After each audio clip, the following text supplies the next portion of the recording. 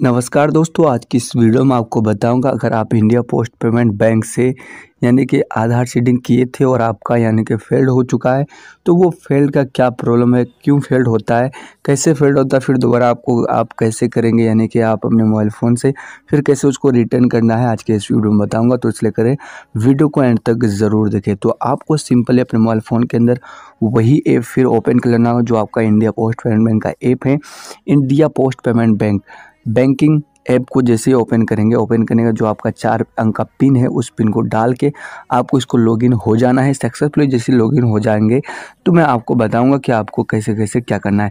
तो लॉगिन होने के बाद आपको इस तरह का ऑप्शन दिखाई देगा। तो मैं आपको बता दें, माई सर्विस का एक ऑप्शन दिख रहा होगा। माई सर्विस में आपको एक सर्विस का ऑप्शन दिख रहा होगा।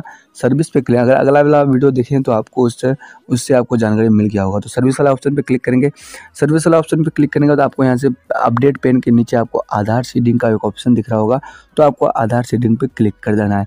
जैसे ही आधार सीडिंग पे क्लिक करेंगे तो आपके पास इस तरह का दिखाई देगा कि आपका यानी कि जो है स्टेटस फेल्ड है, फेलियर है। क्यों फेलियर है मैं आपको बताऊंगा कि आपका क्यों फेल्ड हो चुका है। देखिए मेरा ये फेल्ड हो गया। कैसे फेल्ड हो गया मैं आपको बता दें। अगर आप यानी कि आधार सीडिंग करवाने के बाद आप जब स्टेटस इस तरह का देखते हैं तो आपको इस तरह का दिखाई देता है, यानी कि सीडिंग स्टेटस फेलियर। इसका कारण क्या है मैं आपको बताता हूँ।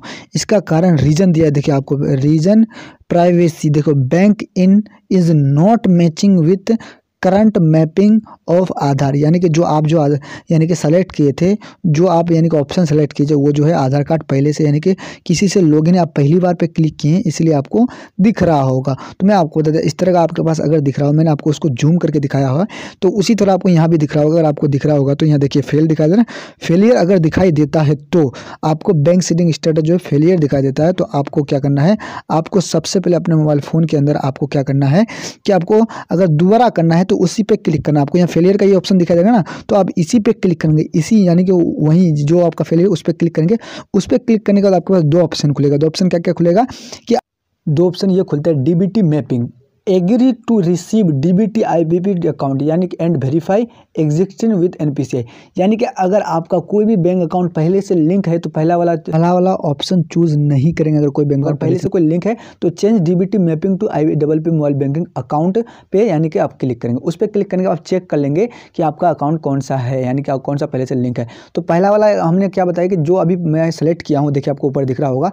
तो आपका अगर पहले से अगर कोई बैंक अकाउंट लिंक नहीं है तो तब उसको सेलेक्ट कीजिएगा, ठीक है। पहले चेक कर लीजिएगा आप गूगल से, ठीक है। तो दूसरा वाला, अगर मेरे पहले से अकाउंट लिंक हमको पता है कि पहले से इसको चेंज करना है तो आप दूसरा वाला क्लिक करके वेरीफाई पे क्लिक करेंगे तो आपके पास एक ओटीपी जाएगा। उस ओटीपी को आप फिल करने के बाद आप जैसे सबमिट करेंगे तो आपको दिखाई देगा कि पहले से आपका कौन सा बैंक अकाउंट जो है लिंक है, ठीक है। तो देखिए मेरे पास ओटीपी आ चुका है। जैसे ही मेरे पास ओटीपी आ जाता है तो ओटीपी आने के बाद इस ओटीपी को आपको फिल करना है। जैसे मैंने ओटीपी फिल कर दिया, फिल करने के बाद आपके पास फाइनली यहाँ नीचे दिखाई देगा कि देखिए state bank of India verified, यानी कि पहले से मेरा सीडेड था, यानी कि सीडिंग था, एनपीएससी से लिंक था, तो इसलिए मैं हमको चेंज करवाना है। तो चेंज करने देखिए हमको दिखाई दे दिया। तो आपको क्या करना है, चेंज करवाने के लिए आपको कंफर्म पे नीचे क्लिक करना है। अगर आपका पहले से नहीं है, यहाँ से बैक जा सकते हैं आप इस तरह का चेक करके। अगर आपको है तो ठीक है, नहीं दिखाता है तो आप यानी कि पहला वाला ऑप्शन चूज कीजिएगा। तो मैं कंफर्म पे क्लिक करता हूँ। कंफर्म पे क्लिक करने के बाद आपके पास जो है, आपके पास क्या करेगा, आपके पास और भी एक ओटीपी आएगा। तो उस ओटीपी को आपको फिल करना है। ओटीपी को फिल करने के बाद आप जैसे उस ओटीपी को फिल कर देते हैं, करने के बाद आपका क्या होगा, आएगा, देखिए ओटीपी आ चुका है। ओटीपी आने के बाद इस ओटीपी को आपको फिल करना है। फिल करने के बाद सबमिट जैसे भी क्लिक करेंगे तो आपका रिटर्न जो है फाइनल रिटर्न आपका रिक्वेस्ट हो जाएगा कि आपका आधार सीडिंग इस तरह का आप कर सकते हैं। देखिए रिक्वेस्ट फॉर आधार सीडिंग यानी सक्सेसफुल आपका अकाउंट फॉर सीडिंग के लिए, यानी कि आपका अकाउंट जो है आपका यानी कि फाइनली जो है आधार सीडिंग के लिए तैयार हो चुका है। इस तरह का आप आधार सीडिंग कर सकते हैं अपने मोबाइल फ़ोन के अंदर। अगर आपका फेल्ड हो जाता है तो बार अगर फेल्ड हो जाता है तो आपको सतर्क रहना, आपको चेक कर लेना पहले गूगल में जाके कि आपका जो है यानी कि पहले से कोई बैंक अकाउंट तो लिंक नहीं है। अगर बैंक अकाउंट लिंक नहीं है तो पहला वाला ऑप्शन चूज कीजिएगा फ्रेश। अगर आपका कोई बैंक अकाउंट पहले से लिंक है और उसमें यानी कि वो अकाउंट बंद हो चुका है तो आप क्या करेंगे, तो दूसरा वाला ऑप्शन चेंज करके आप उसको यानी कि आधार सीडिंग कर सकते हैं। तो ये वीडियो कैसा लगा, वीडियो अच्छा लगे तो वीडियो को लाइक करके चैनल को सब्सक्राइब जरूर कीजिएगा।